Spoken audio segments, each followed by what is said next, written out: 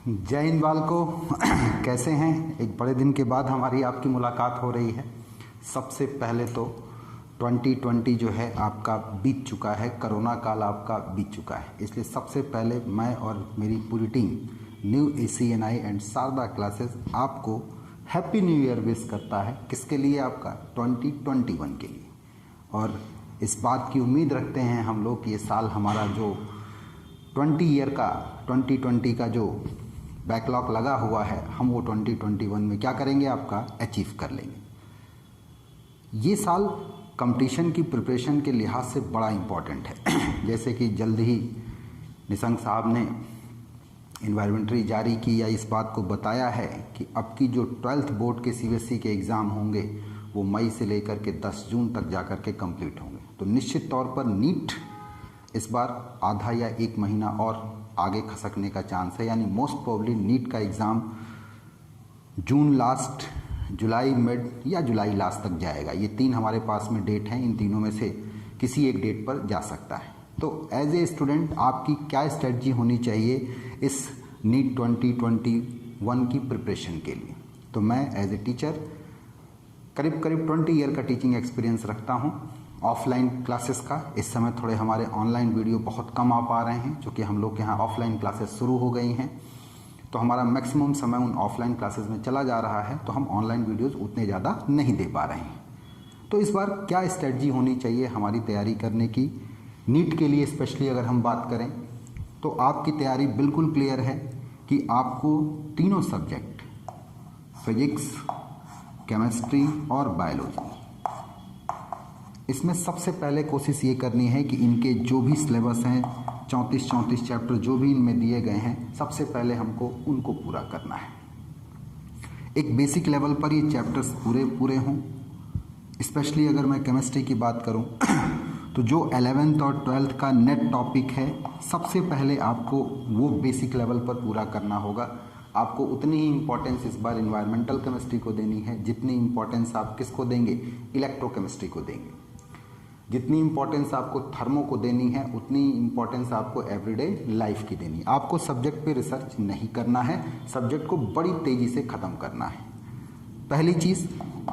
दूसरी चीज़, इनको ख़त्म करने के लिए, पहली चीज़ पे अगर हम बात करें तो इसको ख़त्म करने के लिए आप क्लास में ज़रूर प्रेजेंट रहें, जो भी आप क्लास कर रहे हैं ऑनलाइन या ऑफलाइन। साथ में क्लास के नोट्स आपके तैयार होने चाहिए, वो चाहे ऑनलाइन आपने नोट्स बनाए हो या ऑफलाइन नोट्स बनाए हो, क्लास में फिजिकली या मेंटली प्रेजेंट हो करके। दूसरी चीज़ हमारी ये होगी कि अगर हम बहुत ज़्यादा क्वेश्चंस नहीं लगा पा रहे हैं, 200 से 250 क्वेश्चंस अगर नहीं लगा पा रहे हैं, 300 क्वेश्चंस नहीं लगा पा रहे हैं, डीप लेवल क्वेश्चंस नहीं लगा पा रहे हैं, तो एटलीस्ट चैप्टर वाइज जो क्वेश्चन बैंक है, जो चैप्टर वाइज क्वेश्चन बैंक है आपका, वो आपका जरूर लगना चाहिए। हर चैप्टर के साथ करीब अगर छोटे चैप्टर हैं तो 30 से 40-50 क्वेश्चन, या बड़े चैप्टर हैं तो 100 के आसपास क्वेश्चन होंगे। तो एक चैप्टर ख़त्म करते जाइए और एक का पिछला 30 साल 35 साल का आया हुआ जो क्वेश्चन है, एटलीस्ट उसको आप जरूर बना लें। लास्ट और तीसरा टच आपका होगा जो NCERT की आपकी टेक्स्ट बुक है और एक्सरसाइज और इंडेक्स में दिए गए क्वेश्चंस का। अगर आप इतना कर ले रहे हैं, और इतना अगर आप कर ले रहे हैं, क्या पहले तो क्लास नोट्स बनाना और उसको तैयार करना सबसे इम्पॉर्टेंट। उसके बाद क्या चीज़? चैप्टर वाइज क्वेश्चंस बैंक को सॉल्व करना। उसके बाद क्या चीज़? अपनी NCERT की बुक लाइन बाय लाइन, जो खास तौर से इम्पॉर्टेंट पोर्शन है जहाँ से क्वेश्चन उठ सकते हैं, इंटेक्स में पूछे हुए क्वेश्चन, एक्सरसाइज के एनालिटिकल और न्यूमेरिकल क्वेश्चंस, तो आप उसको एटलीस्ट जरूर पूरा कर लीजिए।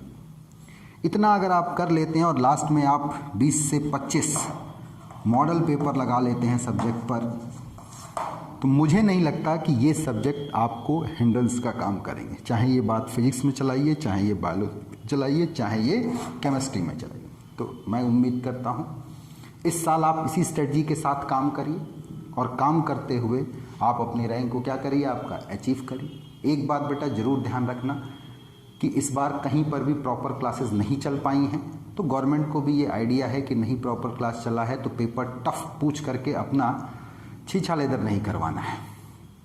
इसलिए गवर्नमेंट भी वैसा ही पेपर देगी जैसा करीब करीब पिछली बार का पेपर रहा है। तो जो बच्चा ये काम करता चला जाएगा, अपना कॉन्फिडेंस और मोरल मेंटेन रखेगा, जितनी बार अपने सब्जेक्ट को रिवाइज कर लेगा पूरा फुल सिलेबस, वो उतना अच्छा परफॉर्म करेगा। और इस बार का सिलेक्शन याद रखिएगा इस बात से होगा कि इजी क्वेश्चन गलत ना हो, क्योंकि पूरा पेपर ही करीब करीब इजी आएगा तीनों सेगमेंट में, तो क्वेश्चन गलत ना हो ये आपके सिलेक्शन का मेन क्राइटेरिया बनेगा, बजाय बहुत टफ क्वेश्चन आप पेपरों में नहीं कर पाए। ठीक है, तो उम्मीद करता हूं बालकों कि इस बार 21 में हम अपने वो सारे सपने पूरे करेंगे जो 2020 में नहीं कर पाए। तो चलिए एक बार फिर से मैं डॉक्टर अमित कुमार पांडे अपनी पूरी team new ACNI and Sharda classes की तरफ से आपको हैप्पी न्यू ईयर बोलता हूँ। जय हिंद बालकों।